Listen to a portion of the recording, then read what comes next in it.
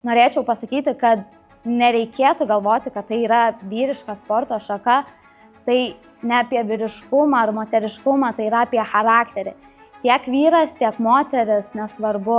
Jeigu jis yra kovotojas, turi kovotojo širdį, tai turi siekti sportuoti. Nesvarbu, kokia lytis.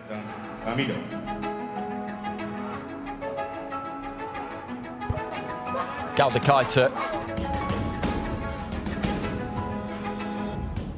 Sveiki, esu Beata Galdikaitė ir esu boksininkė. Mano tėtis buvo boksininkas ir pasirinkau šią sporto šaką. Taip pat tam įtakos turėjo, kad buvau stambesnė mergaitė, norėjau sustiprėti tiek fiziškai, tiek psichologiškai, pastovėti už save. Didžiausias klausimas buvo boksas, sulaužys nosį mergaitei boksas.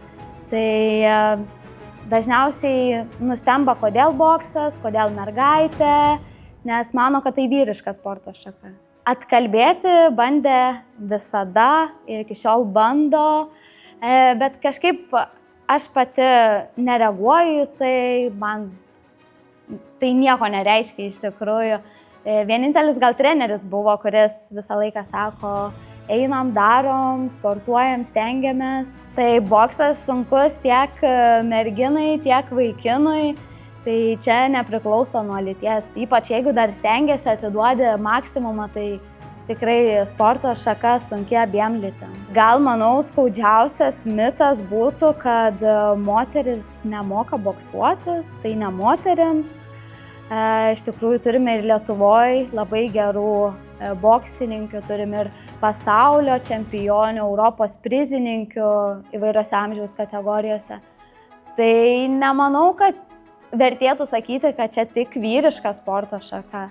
Todėl mes turim perspektyvių ir moterų Lietuvoje. Sau pradedančiai sportuoti boksą pasakyčiau, kad bus sunku, labai sunku, bet verta stengtis. Ir kol leidžia galimybę sportuoti, atiduoti save maksimaliai ir niekada nepasiduoti.